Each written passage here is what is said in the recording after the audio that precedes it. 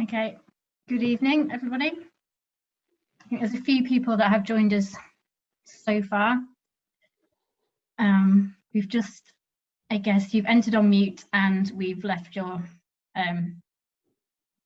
cameras off. But if you choose to turn your cameras on, that's up to you. And we'll keep everybody muted for the time being, and we'll discuss how we're going to proceed. But we'll just leave it open for a few minutes before we proceed to allow any remaining people to join us in time.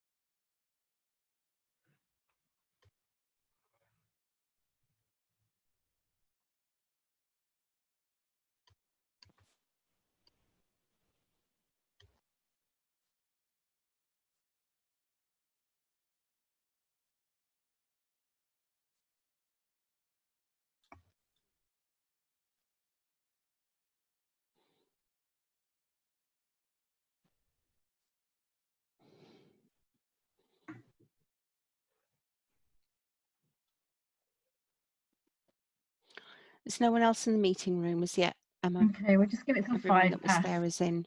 And we'll get started.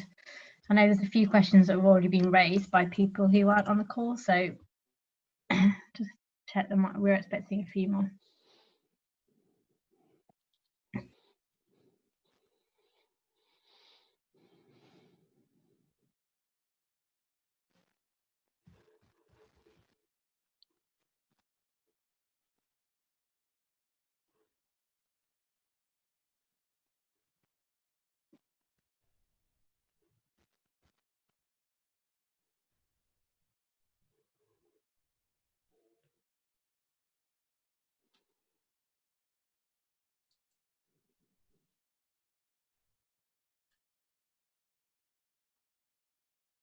Okay, I think, should we make a start then? Anyone that joins can come in as you admit them, Kathy.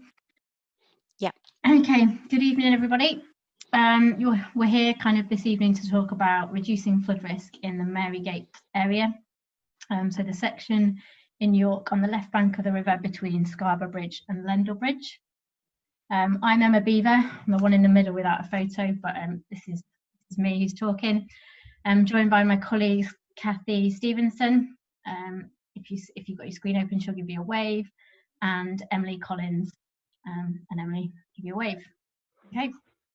So I'm the project manager for the kind of the works in this area. So I'm just going to give you a bit of a presentation at the beginning, which is a summary of the information that has been shared over the last week. And then we're going to do some questions and answers. So we've had a Slido open, which is www.slido.com. If you go to that web page and put in hashtag YFASMG, you can raise any questions on there.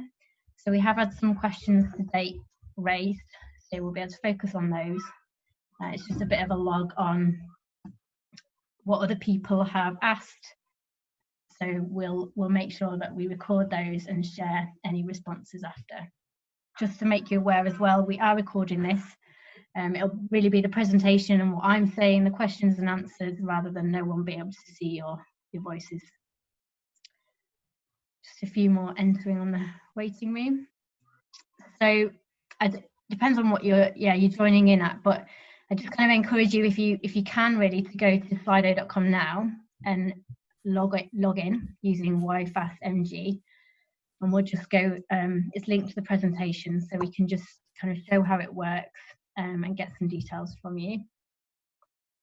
And the link to any extra information and the more detailed slide pack is also on the Slido website. Okay, so if we just move on.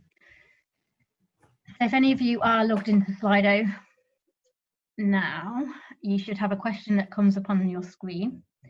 Just out of interest, if any of you are on, if just to give us a feeling of how far our communication has gone, where do you come from, where are you calling in from, just so we can see how, where the interest is coming from.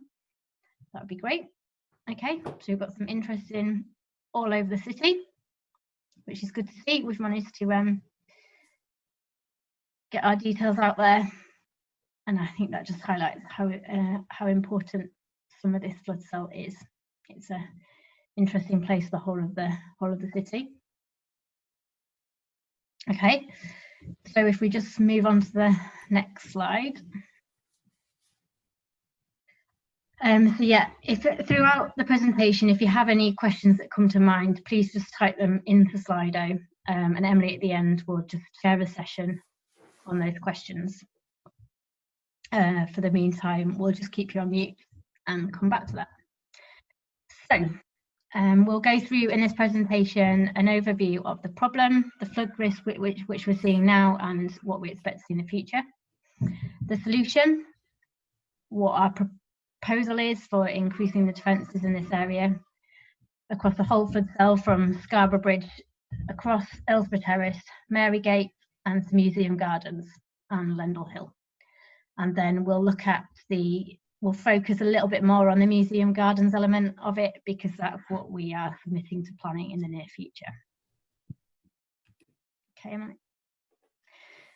Just to give a bit of a background to how we got to where we are now. Back in 2015, when we saw the significant floods in York, the kind of work for the whole of the York Flood Alleviation Scheme started.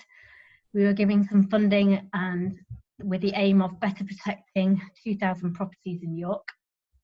So the city was divided into areas called flood cells, and these are kind of individual areas across the city that each have their own complexities.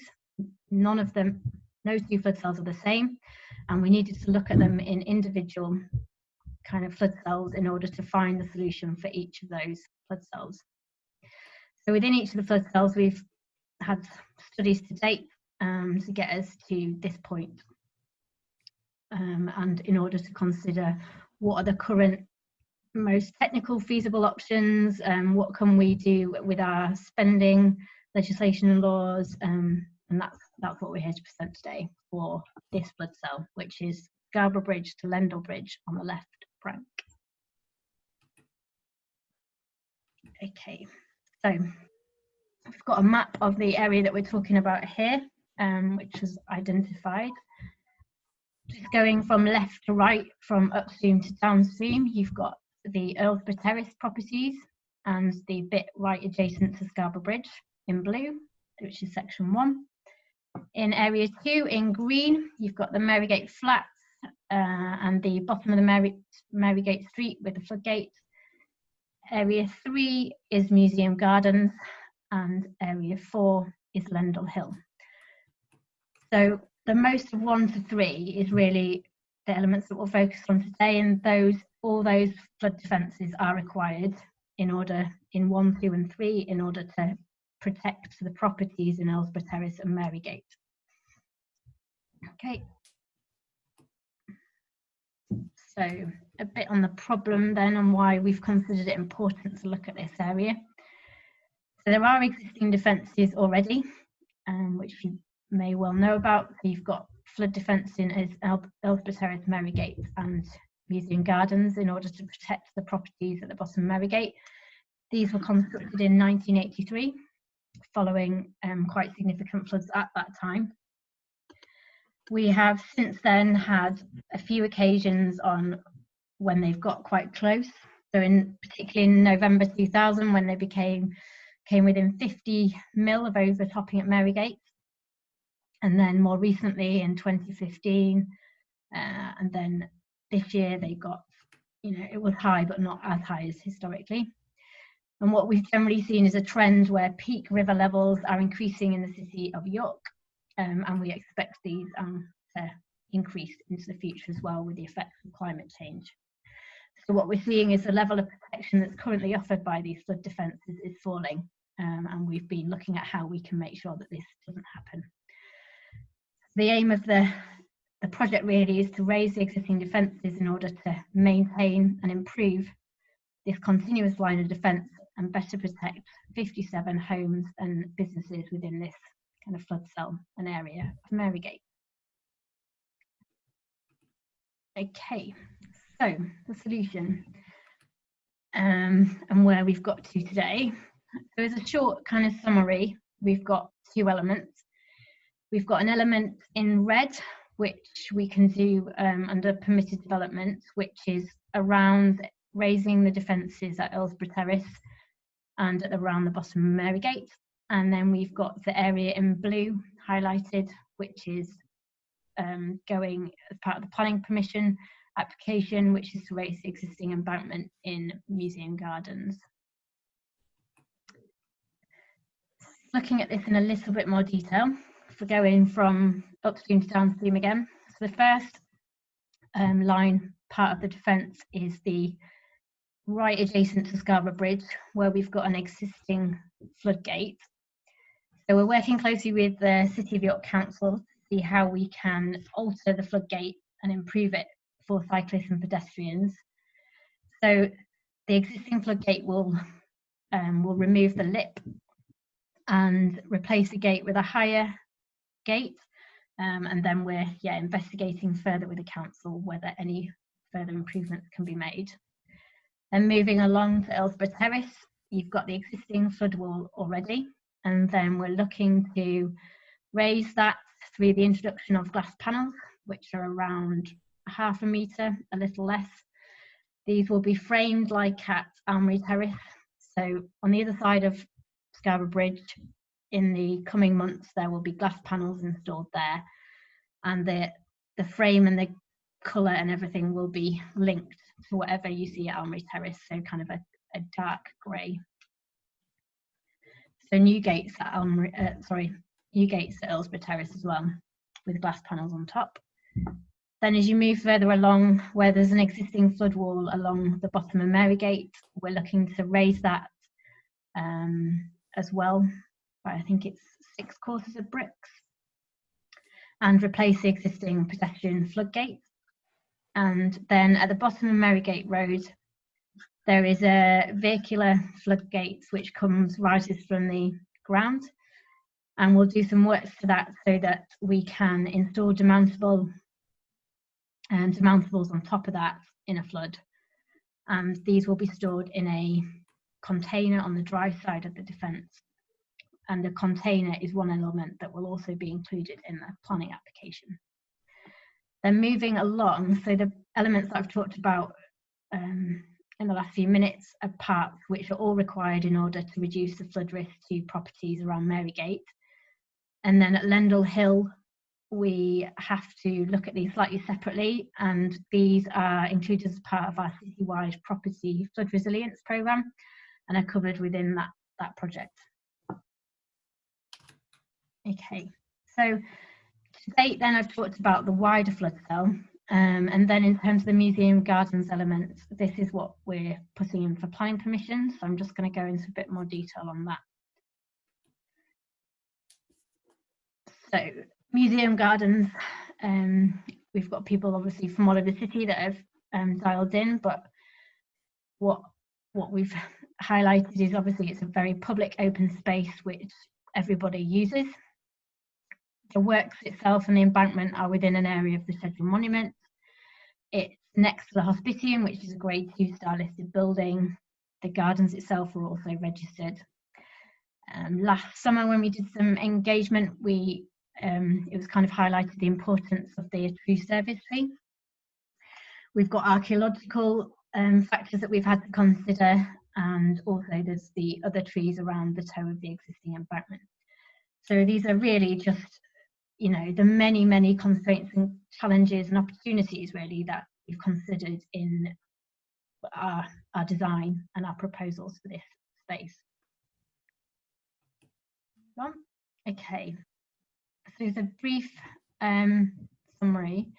The embankment design itself is really, it's not only to act as a viable flood defence, but we've also given it much thought in terms of making sure it fits within the public space of the gardens, which are at the heart of the city. So as a brief overview, our solution has been to raise the existing defence by between 30 and 60 centimetres. We will also need to extend it at the downstream point, which is where it crosses over the footpath. This is to make sure the floodwater doesn't come round the end, as we expect it to get higher in the future. And then any existing drainage on the wet side will continue. We'll just move any existing tow drains.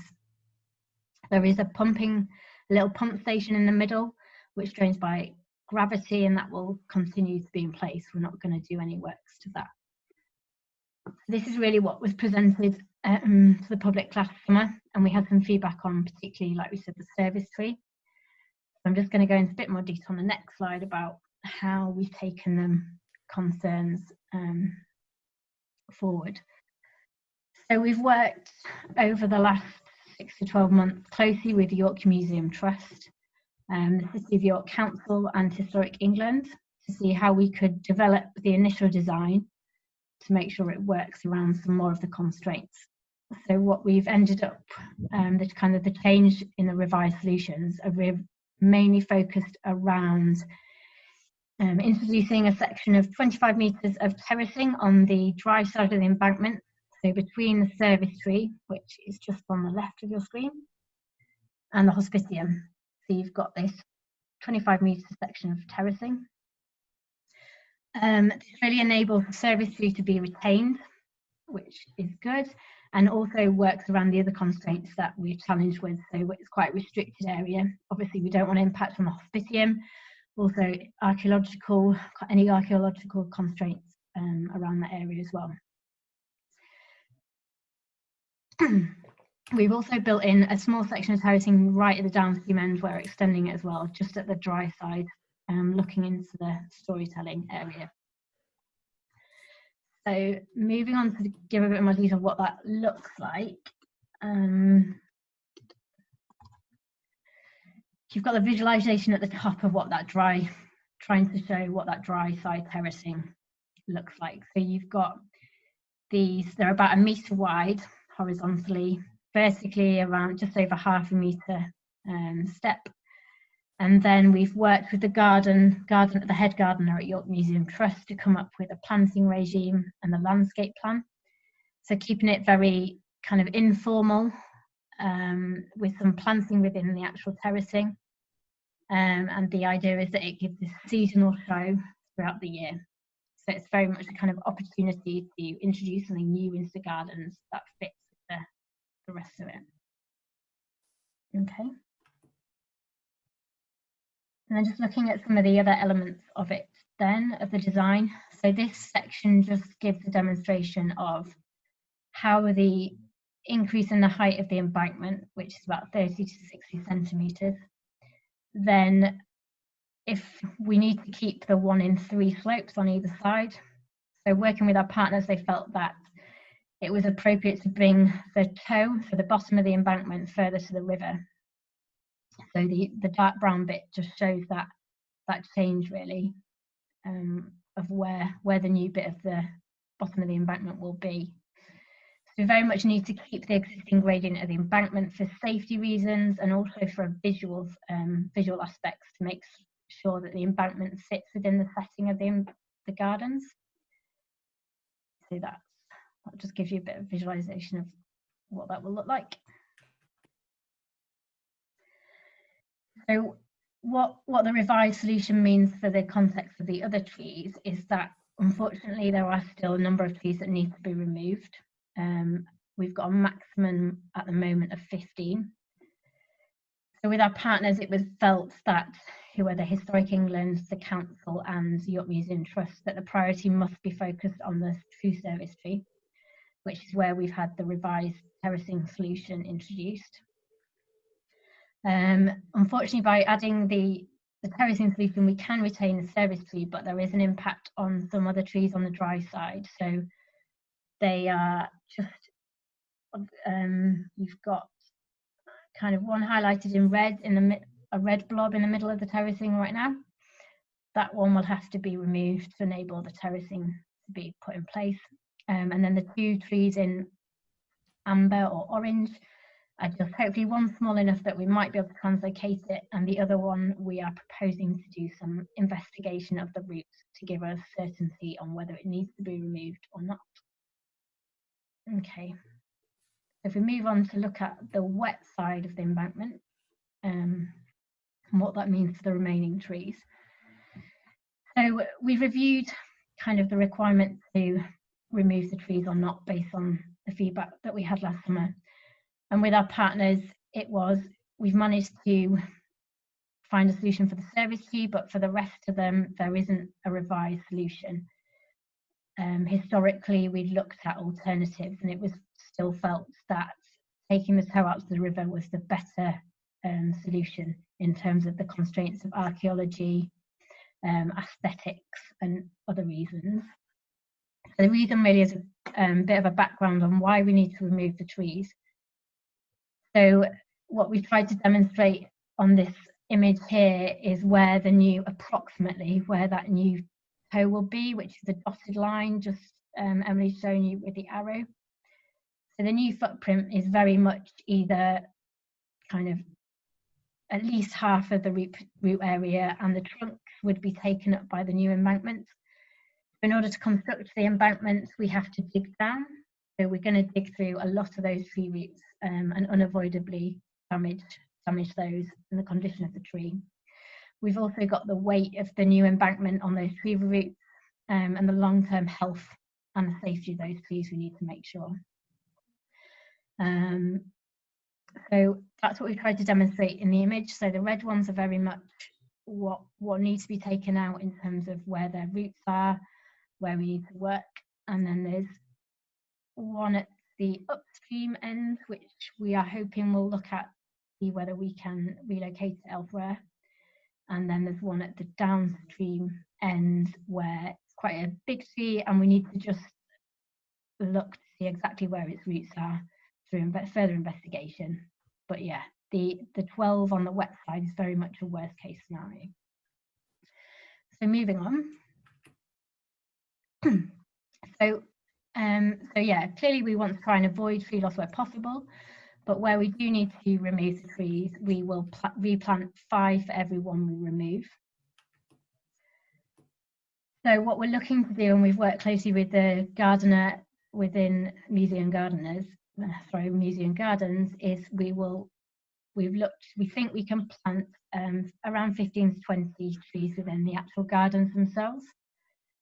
And then the rest, we will review locations within the flood zone, so between kind of Scarborough Bridge and Lendal Bridge.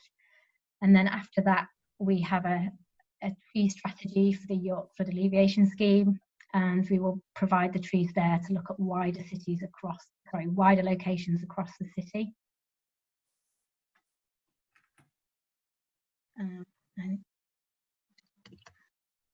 So we've got their mitigation for the trees within the gardens, and then wider and beyond.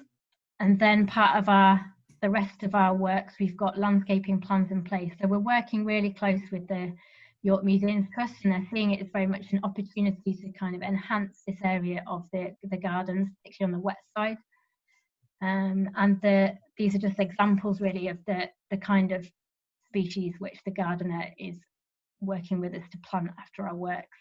And the aim on the wet side is really along that woodland walk is to introduce these tiers of plants so that as you walk through that area, through the seasons, you see the change in changing planting up through the tiers. And then moving on. Okay, so I guess we're just going to go back again to look at the work through the wider flood zone and not just Museum Gardens, and give you some details on the next steps really. So by the end of the month, we're hoping to submit our planning application for Museum Gardens. And subject to planning approval, we will then be doing any tree removal works at the early next year. So it's winter 2020-21, prior to bird breeding season. We will then set up the compound within Marygate car park kind of spring next year. We expect to hopefully around April, and we'll start the construction at the Scarborough bridge end at that time. The works within the Museum Gardens won't start till early August 2021. This is a date that's been agreed with the Museum's Trust based on their event programme, making sure that they don't want to take bookings for next summer. So that's really the date that they're working hard to achieve for then. Within the gardens itself, we do need to do some archaeological investigation, and this will be programmed to kind of be carried out within the month before we start the construction works. Yeah, so we've got the compound within the car park, and then access will be down Marygate. In terms of footpath closures, we will be very limited to, in the gardens itself, it will just be the bottom footpath around through the woodland, and the one around the back of the hospitium, which will be closed. And then the wider works area outside the gardens, we are expecting limited footpath closures, and we're hoping to be able to keep most of it open during the works, and just, you know, it's quite a wide footpath, so we just section off areas as required. Okay, so I think that's the end of what we wanted to present, really, a summary of the information pack that's gone out. There's our email address at the top, yorkfloodplan@environmentagency.gov.uk, for any future questions. And then hopefully there's a couple on Slido which Emily will talk us through and we'll be able to answer right now. Okay, back to you, Emily. Yeah, okay. Well, thank you, Emma, for that presentation. Just be aware that I can only see the presentation and I can't see your faces. So I'm relying on some technological magic and the Slido page to see your questions. So if you have got questions, I'd say either put them on Slido and we can sort through them and talk through them one by one, or if that's not possible, then you can also submit them through the Zoom chat. And then at the end of the session as well, we might offer the opportunity for you to ask us any questions if you haven't been able to do either of those. So we'll go through these questions to begin with then. So the first question we come to then is, you can see that's highlighted at the top there. So how are you going to remove all of the trees around the true service tree and avoid having a negative impact on the well-being of that tree? So Emma, I'm going to put that question to you. Yeah. Okay, so like you've highlighted, there's quite a few trees around, very close to the service tree. Based on the fact that we've managed to retain the tree within the revised design, the trees between the service tree and the river directly on that route, we don't actually now need to remove either because of the revised design. So I think for the future, in the future, the gardens might want to take away the ones that are right next to the service tree to give it as much chance and space as possible. But they're also cautious that we don't take out all the trees at the same time and totally change the environment of the tree. So we are not taking out any additional trees that we don't need to do for our works, and the Trust will consider any trees adjacent to the service tree in the future. In terms of the ones we take out and the impact on the service tree, they'll be soft felled to make sure that we take them out carefully for the service tree and the hospitium and all the constraints of working in a fairly confined space. We will make sure we've got to do some excavation for the archaeology, where we're widening the footprint of the bank anyway, so we'll be able to check that make sure that we're not affecting the roots of the tree. And we'll have an arboriculturist on site to make sure that, yeah, we are doing the work correctly and as carefully as possible. Okay, thank you, Emma. Hopefully that question was answered for you. So the next question then is another one on trees. So 75 trees are going to be replacing the 15 that are taken out. How substantial will the replacements be? And if they don't all go into museum gardens, could some be signature street trees? So Emma, do you want to answer this? Yeah. So the ones in the gardens, the replacement trees that we'll put back in the gardens will be, we are just discussing with the Gardens and Historic England, I guess, on how substantial they'll be. So we're just reviewing, ideally we're going to get some slightly more unusual species back into the gardens. We're very much looking at what was there historically, trying to put back trees where they were historically and they aren't there, so trying to do some succession planting with them. But obviously we need to be able to get hold of these trees, so it is something that we're considering. We're trying to put in something more significant, quite more significant than sapling. So yeah, we're not going with the smallest possible. We are putting in something more significant, but we also need to get scheduled monument consent for the tree planting and make sure they don't impact any archaeology remains within the gardens. So it's something that we're reviewing now and screening any future tree locations against potential archaeological remains. And then I think, yeah, sorry, the next element of that question about any additional trees going to be signature street trees. Yes, that's potentially very much something that we want to look at with the councillors. So if you have any suggestions, particularly in those streets, firstly, around Marygate, as if you have ideas of where a tree could be located, please, I guess, suggest that to the councillors, and we'll be in discussions with them to see whether the council can approve any of the locations locally first. Okay, thank you, Emma. So I'll take that one off then. So, right, we've got one more question then. This is another one from Kate. So, she also asks, so who will track and monitor the replacement planting of the trees, and how will that be communicated so that the public can be kept informed? Emma? Okay. So for all the trees that we plant, we have a maintenance regime in place and a monitoring regime for the next 5 years in particular.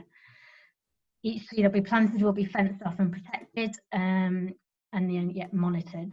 So I guess if something happens within the first 5-year period in which we're monitoring, we will replace it again and try to have more success or anything. And then the gardens, the trees that are planted directly in the gardens are monitored very regularly anyway. The gardens would pick up if there was any concern. So in terms of how that communicated to the public, it's not something that we would generally report on, but obviously you can access our information any time. So if you have a specific interest in the output of our monitoring, what that's found, then yeah, please submit that request for that information. Okay, thank you. Okay, so the next question then. So can you confirm, please, the estimated project cost? Emma, do you have an estimate? Off the top of my head, I'm going to come back to that one because I don't want to say the wrong thing, but yeah, can we answer that one later? It was on the back of a previous slide, but something that we probably just missed in these slides. Kathy, are you able to? Sorry, I've been so focused on this, I just don't want to say the wrong digits. but Yeah, I think if the person who's asked that would like to email it into our York Flood Plan email account, and we can provide with the figures there for construction cost and then overall project cost as well. yeah, we definitely have it. I just don't want to say the wrong figure off the top of my head. Yeah.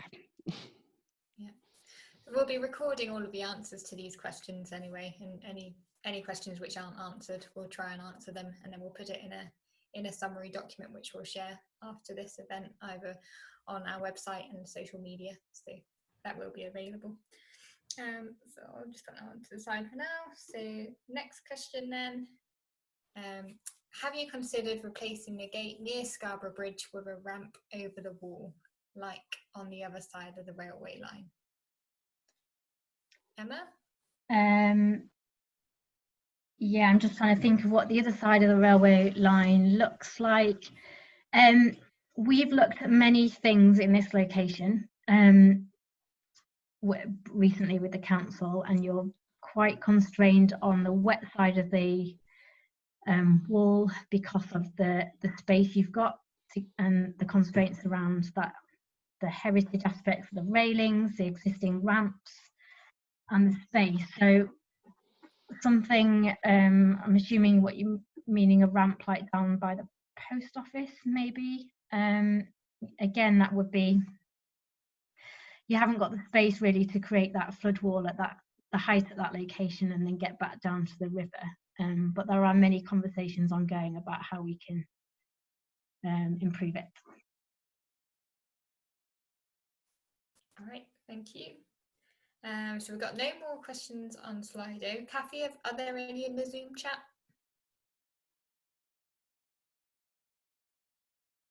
Oh, here we are.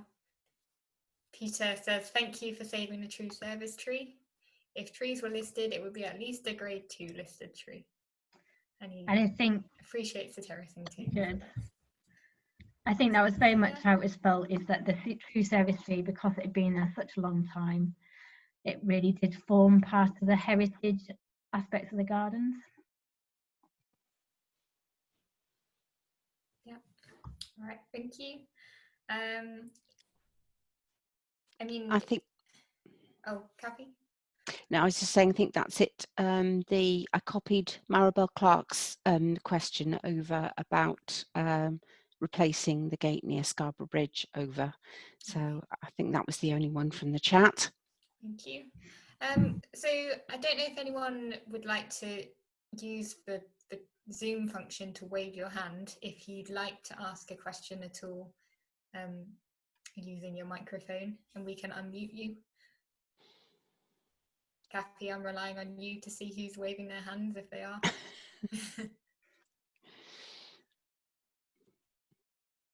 I can't see anybody waving.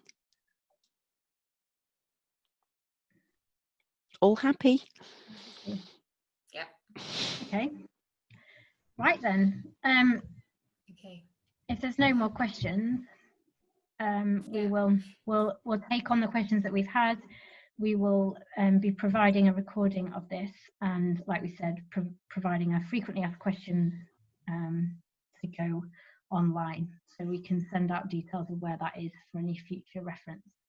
Thank you for taking the time to join us in this new way of talking to you. If you've got any further questions, you'll still be able to submit them, I think, to Slido for a day or two, Emily? Yeah, that's right. And once the Slido's closed, you're welcome to send them into our York Flood Plan email address. Okay. And we'll try and get back to you as soon as we can.